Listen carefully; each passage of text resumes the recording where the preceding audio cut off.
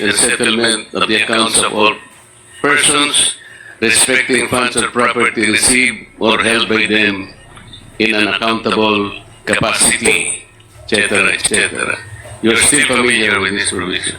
Yes, Mr. Chair. These are all provisions which give mandate to COA in the examination, audit, and settlement of public funds. I am correct. Yes, Mr. Chair.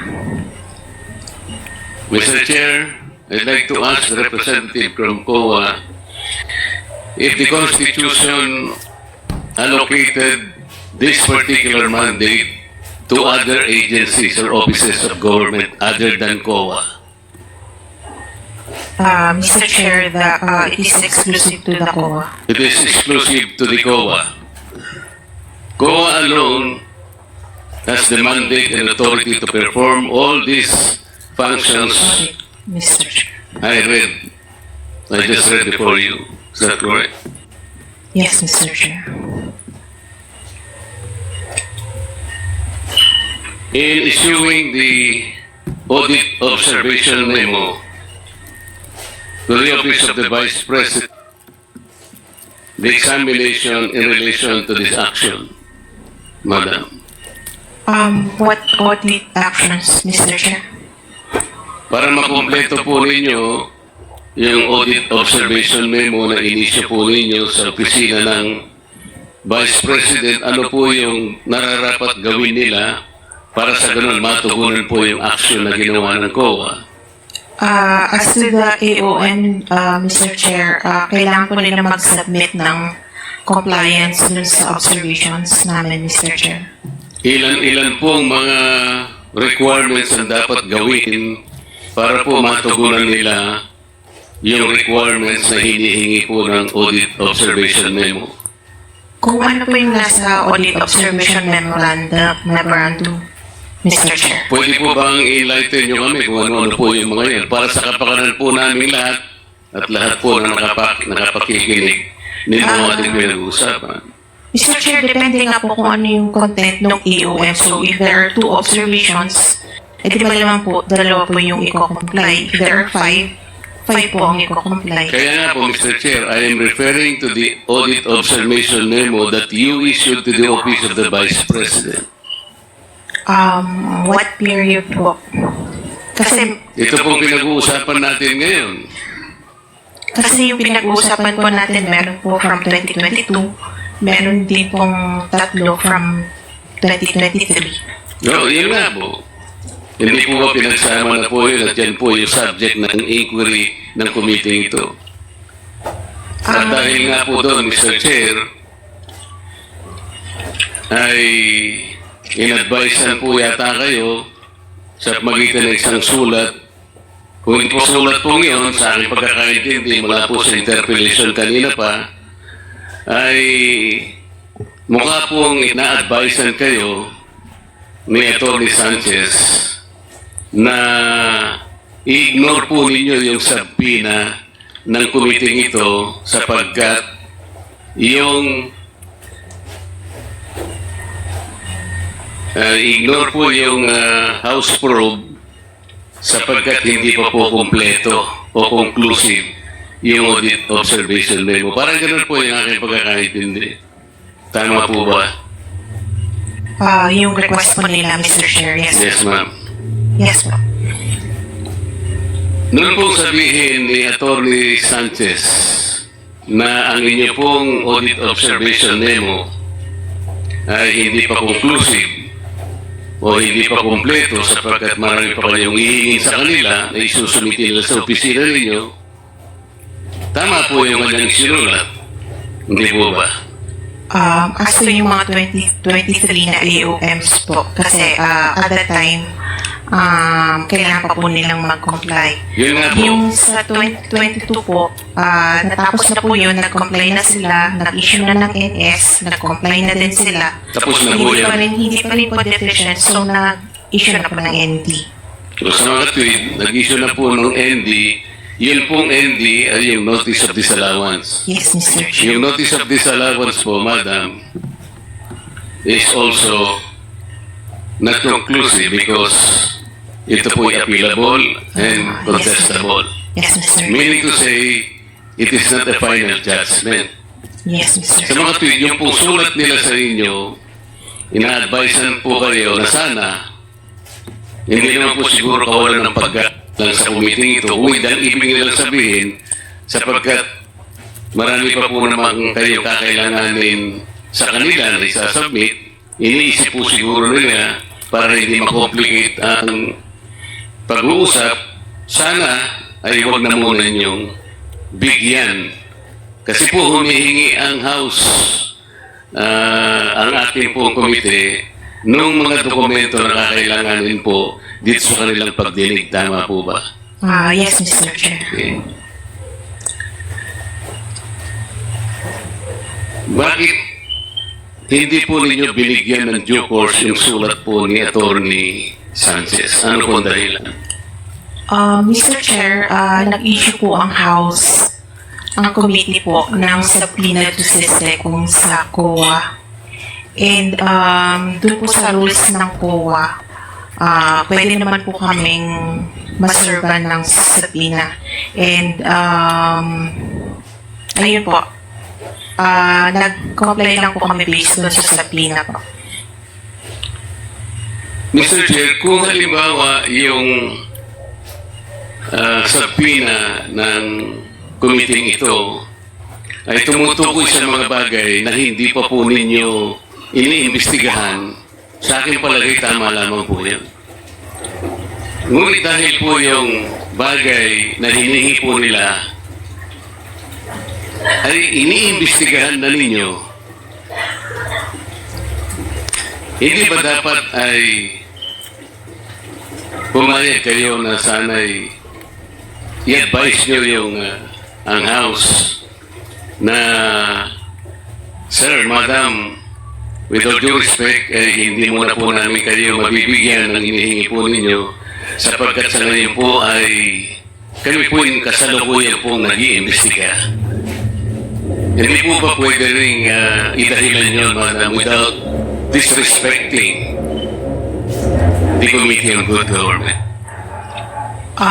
Mr. Chair, meron naman pong nire-recognize din naman po namin yung Congress oversight, and yun nga po, we were issued subpoena, so Mr. Chair, sinasabi ko nga po yan kung sa bagay siguro na hindi pa ninyo iniimbestiga, makatwiran lang na talagang pagbigay nyo at nasa lugar naman po.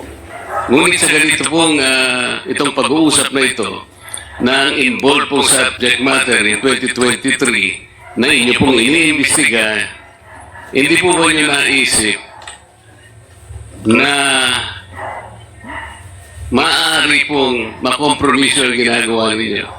Halimbawa po, hindi po ba sa mga proseso o procedures na ginagawa po ninyo, ang audit observation memo at saka notice of disallowance ay confidential po in nature? yes po. Itong mga partido sapagkat wala pa nga conclusiveness. Iniimbestiga pa nga lang Tama po. Yes, Mr. Chair. Actually, audit lang po yung sa amin na technically hindi po investigate. Kaya nga importante po na ma-protection kasi ino-audit nyo lang. At alam po ninyo yung pag-audit ay maaari pong i-contest mula sa level ng regional director kung nasaan man nag-umpisa, kung sakasakali pong hindi natapos doon, maski sa level ng commission proper, inaapila pa rin po. At kung sakasakali po ay hindi napagbigyan doon, umaabot din po yan hanggang sa kataas-taasang hukuman, hindi po ba? Kaya po pinapanatili natin confidential ang proseso. Hindi po ba niyo naisip ko sakasakali, yung pong ginagamit po ninyo sa inyong pag-audit ay ibibigay po ninyo sa Committee on Good Government, mabubuyang yan po yung mga dokumento because of the nature of the hearing in the House of Representatives. Tama po. Tama po. Kagaya po nang nangyayari ngayon. Bago po ako magpatuloy, gusto ko munang itala on record na hindi ko po binibigyan ng hatol. I am not judging what the Committee on Good Government has done so far in relation to the documents that you furnished this office. Ang sinasabi ko lamang po, kanina po sa unang pagtatanong ko sa inyo, ang sabi po ninyo, there is no other office or agency of government na binigyan po o inallocate ng ating saligang batas para kopyahin ang ginagawa ninyo. Wala na po, kayo lang. Hindi po ba niya naiisip may ang inyo pong gawain, ang inyo pong gagamitin sa inyong pag-audit ay nagamit po ng local government at hindi niyo man lang ipinaliwanag. Sana kanina pa po na tinatanong ko, bago pa po ninyo ibigay, pinagbigyan niyo sana yung sulat po ng attorney sapagkat nasa inyo na po ang pag-uusisa ng pag-audit. Masasakripisyo po, masasapubliko po ang gagawin ninyo kung sakasakali. Tama po ba?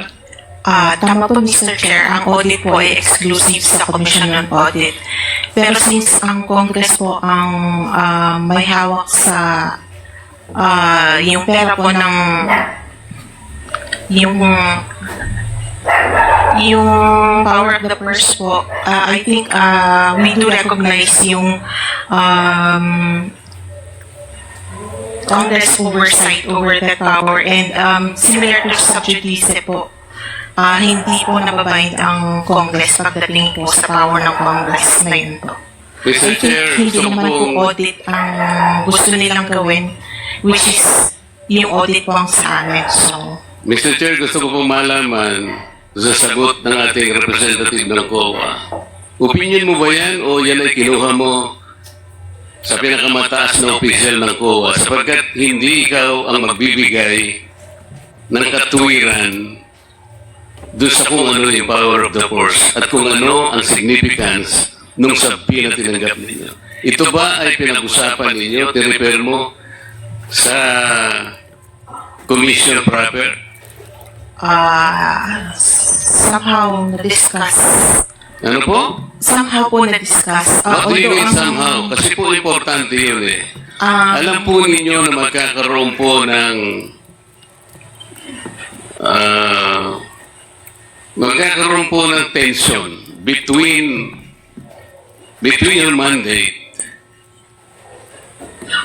and the objective of the Good Government Committee. Iba po yung trajectory nila, iba po yung sa inyo, audit. But you will be using, the committee will be using the same documents. The committee will be using those yardstick that you must be using in your own audit. Sa mga katwid po, masasakripisyo po. Halimbawa po, Mr. Chair, noong umpisahan po ng Good Government Committee, yung pag-uusisa po nitong bagay na pinag-uusapan natin. Necessarily, ang gawain po ninyo na interrupt, tama? yes po. Huminto kayo. Hinihintay ba ninyo kung ano magiging outcome po ng pag-uusisa at pag-iimbestiga ng good government? Paano pong hinihintay po, Mr. Na-interrupt kayo eh. Sa mga tweet, ang gawain po ninyo ay nabalang. Nabinbin kayo. It continues naman pa rin po kahit na may Kaya kasasabi mo lang kanina, na-interrupt eh, continuous. Itong sa OVP po, pero sa other audit, Ito po sinasabi natin, itong pinag-uusapan, the subject matter of the law of this Good Government Committee. Necessarily, ang trabaho po ninyo in relation to the issuance of that audit observation memo was interrupted. Tama po, Madam.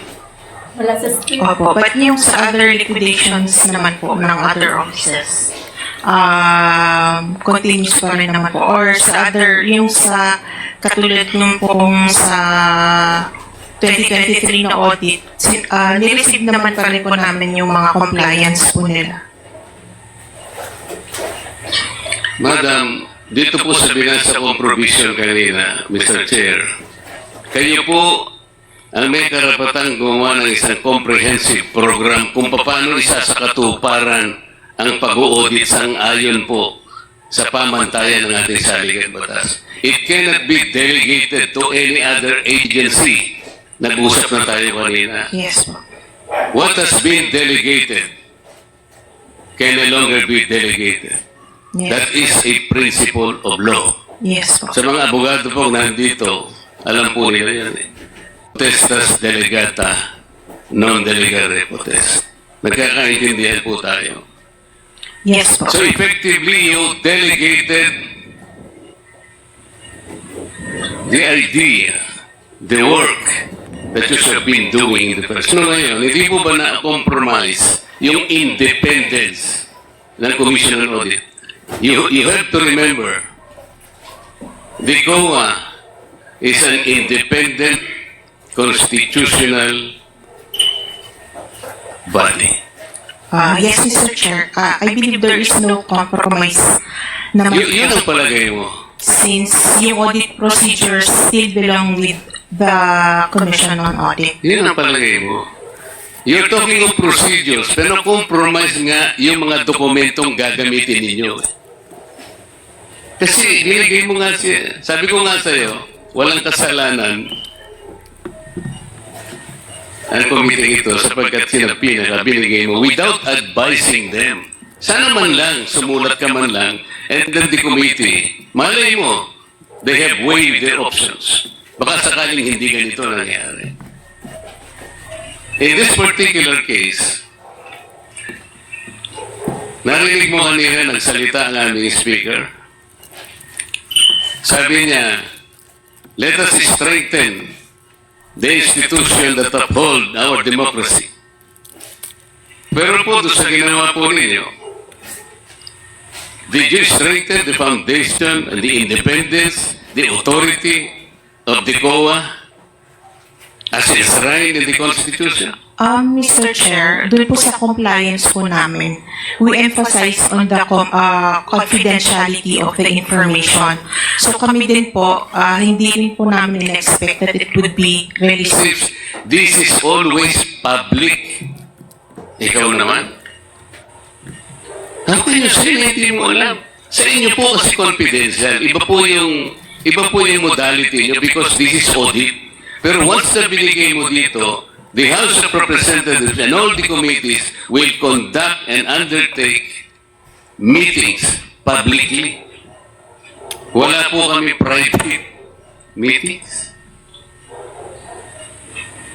So pag sinabi mo hindi na compromise, opinion mo yun eh. Opinion mo. You are not in a position to tell us na hindi na compromise. Only time will tell. Siguro po dapat pinaalam po ninyo. The fact that you did not even dapat sa The go signal was from the chairperson. And so,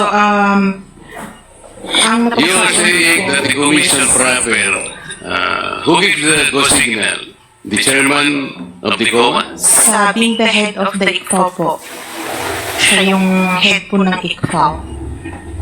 No, I am asking the head of the institution The itself. head of the institution po, the head of COA po is the CP, but the head of ICFAO, the office, is the chairperson po. So alam po ng COA head ito. Yes, Mr. Chair. Alam niya sigurado ka? Yes, Mr. The Chair. commissioners alam nila. Yes, Mr. Chair. Okay.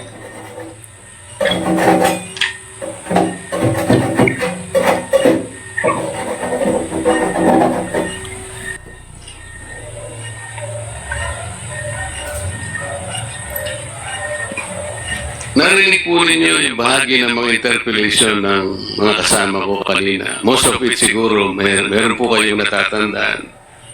Most particularly, the interpellation of Congresswoman Luis Tro. Noon pong tinatanong niya yung certain La Chica was guilty of usurpation of authority. La Chica ba yun? Acosta po. Acosta, sorry. Na sinabi niya, according to her, Acosta is even guilty of usurpation of authority of official functions. Narinig po niya yun? Yes Kasi po. po, maaaring nakuha niya yung gawain na yun, allegedly, na hindi naman pala dapat na sa kanya yun.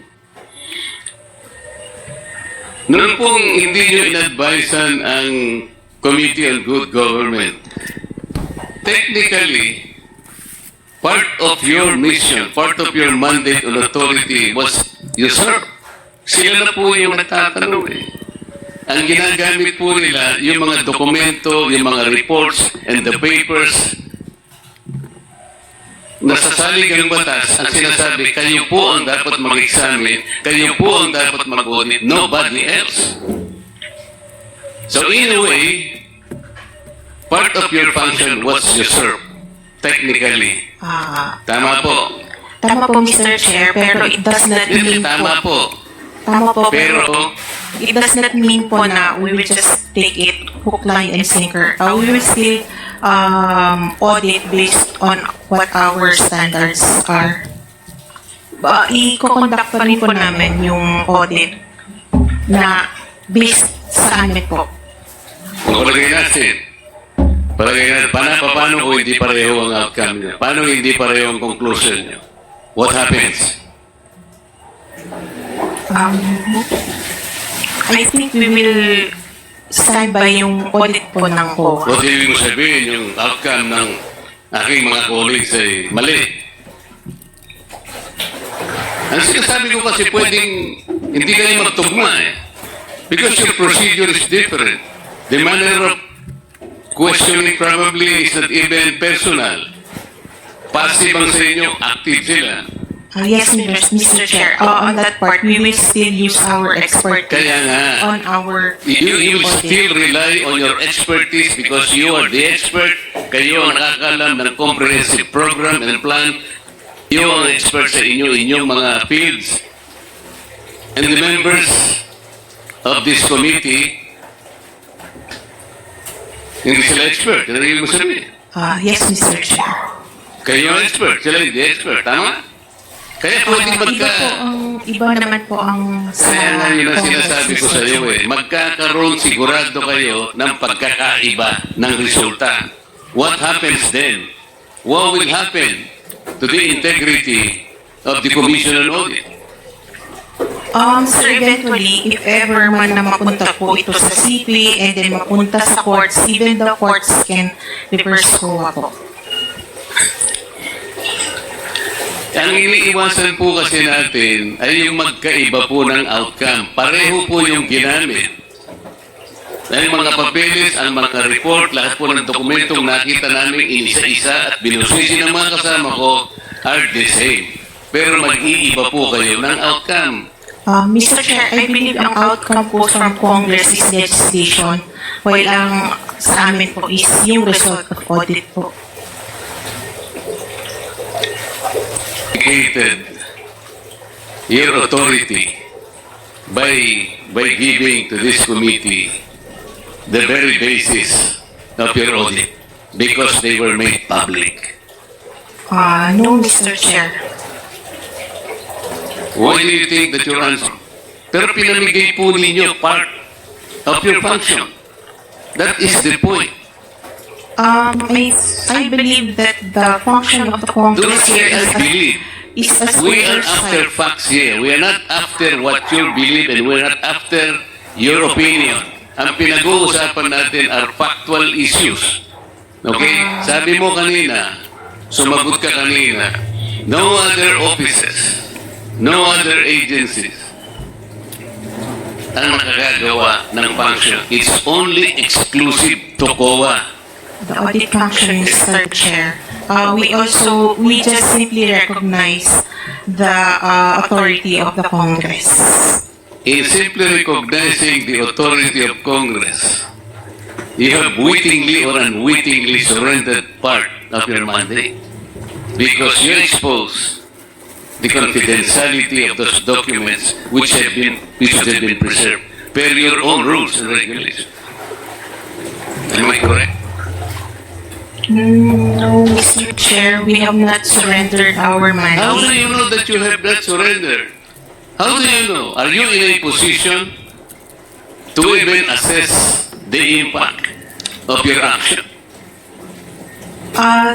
It is still the COA that is performing the audit.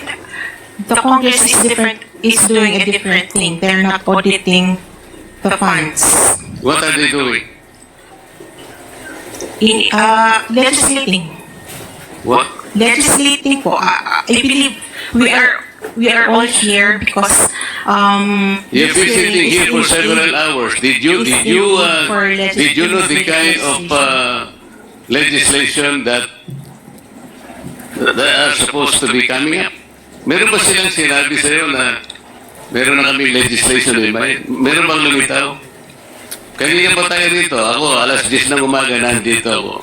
Did you have an idea as to what legislation are coming up?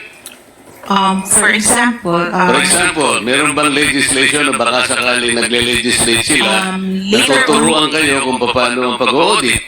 no po, for example, yung SAGA as a budget on confidential funds. That will become subject of future legislation. Why are you the one articulating that? You're not a member of Congress. Yun ang sinasabi ko kanina pa eh. That is why Kanina ko pa sinasabi, what you are saying, opinion mo eh. that is I why am po trying to emphasize to you kung ano yung impact. That is why, Baka mapagalitan ka ng chair. Anong pinag-uusapan natin dito? Seryosong bagay. Uulitin ko sa'yo. The mandate to audit, the mandate to examine the authority belongs only to COA. While the terminology is different, but the basis of your audit and the basis of the investigation of this committee are one and the same. Yun ang sinasabi ko sa'yo. Did you not compromise the integrity and the independence of COA by doing so? Do not make your own opinion. I will probably accept an answer na siguro balikan mo yung commission kung tama yung ginawa ninyo. Iwanan muna kita sandali kasi gusto ko mag-isip ka rin. Sir Chair, may I direct my attention to the land bank people? Madam, kanina po sinabi nyo sa mga kliyente nyo somehow you accord some sort of parang courtesy, parang nag-withdraw sila ng magkano po yung withdraw kanina pinag-uusapan natin?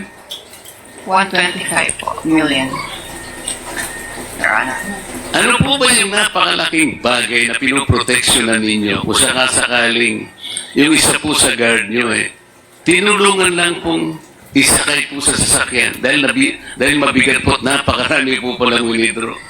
What is so spectacular about helping because they are budget clients? Explain nga po ninyo sa maiintindihan namin kasi hindi po kami bankero Your Honor, ang duty po talaga ng security guard namin ay to secure po yung mga crimes. Alam ko po yan, madam. Opo, yun. But somehow, sa mga ibang establishment, alam po ninyo, yung gwardiya po, pumunta po kayo sa mga food chain. Yung gwardiya po, minsan naglilinis ng mesa. Kinukuha po niya yung mga pinggan. Nakikita niyo po yun. Hindi po unusual yun. Gwardiya po yun. Ang tinatanong ko po yung, maano po yung halimbawa sa bigat po ng dala-dala na tumulong lang po, iginanon po sa sana. Ang laking bagay po ba nun, madam? I'm sorry, Your Honor. Talaga po ganun ang... Ano nga po yung wisdom? Na kung bakit halimbawa pinagbabawalan niya yung gwardiya naman na to lift finger just to help somebody dahil sa bigat po ng kanyang daladalang pera na isakay po doon sa kanyang sasakyan. Sir, yung pinaprotektahan din po namin security risk din po. So baka po on the way na tumulong siya ay may mawala po doon. Kasi hands off na po kami once na manilis na ho namin yung funds play. Mr. Chairman, can I have a very quick interjection with the indulgence of our my good With the co-founder? indulgence of Congressman Marcoleta. Yes, a quick interjection from Just a Congressman. very quick interjection, Mr. Chair. With the indulgence. Yes, Congressman Garin. Yeah. Mr. Chair, the security guard of a bank is in the lives that will be at stake there. Paano makaka-respond yan kasi ginawa mong kargador? That's one. Second, Mr. Chair, the security guards, well, they are adequately paid for that profession. Hindi naman ganun ka sobrang laki na kapag pinabitbit mo, and then the client will say, nako, kulang ito. Paano ngayon kung mapagbintangan sila? So it's not only protecting the bank, the other people, and the clients, but their task is to be a security guard. And Mr. Chair, my kumare is speculating. Yung sinasabi ko, actual po yun eh. Meron po bang mga tao nun, nung kayo po sinasakay lang po yung pera na siguro po nabigatan lang, ginanong ko lang. Ang laki po bang kasalanan nyo, madam? Mga bangko po kayo eh, di ba? Dapat po yung mga kliyente naman nagbibigay kayo kahit sa bangko ninyo. Land bank pa naman kayo, gobyerno pa naman kayo. Dapat naman hindi gano'n. Kung dapat sinasakay lang po yung pera na siguro po nabigatan lang, ginanong ko lang. Ang laki po bang kasalanan nyo, madam? Mga bangko po kayo eh, di ba? Dapat po yung mga kliyente naman nagbibigay kayo kahit sa bangko ninyo. Land bank pa naman kayo, gobyerno pa naman kayo. Dapat naman hindi gano'n. Kung nakita nyo naman, wala namang peligroso man at nakita nyo hirap na hirap po yun. Maano man lang gano'n. Nasabi ko lamang po, madam, sapagkat parang hindi naman kapani-paniwala naman na kasi po, mas naniniwala po ako doon sa sinabi kanina na meron pong nagbigay po kayo ng parang lang gano'n yung trolling. Ano po yun? Ugaling Pilipino po yun eh. Hindi po masyadong kapanipaniwala yung argumento po niya. Mas naniniwala po ako doon sa sinabi kanina. So, last na po sa inyo, babalikan ko yung madam. Sa akin pong palagay, ay na-compromise po ninyo yung integrity, yung independence na ano ba sa Tagalog, yung repose, yung ipinagkatiwala sa inyo ng saling batas. Maring hindi po nyo alam, maring hindi conscious kayo, pero part of that authority na ibigay po ninyo. Sa mga twin, meron pong na-compromise ngayon. Sa aking palagay po, kung talagang susuloyin ito, makakapagseryoso po tayo, baka po maaaring managot po ang inyong mga opisyal. I am referring to the chairman and the commissioners of COA. Somebody might file an impeachment case on the ground of ano bang grounds natin? Betrayal of public trust. Alam po ninyo, mataas na uri pagpapahalaga yun. Kayo na rin po ang umamin at alam kong tama naman ang sinabi niyo. There is no other agency of government. Ang saligang batas po, mahigpit ang tagubilin. Siloso po yung saligang batas. Ayaw niya na meron po kayong ipagbibigyan pa. It was delegated exclusively to you.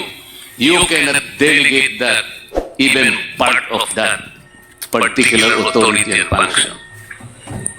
Mr. Chair, salamat po sa inyong panahon.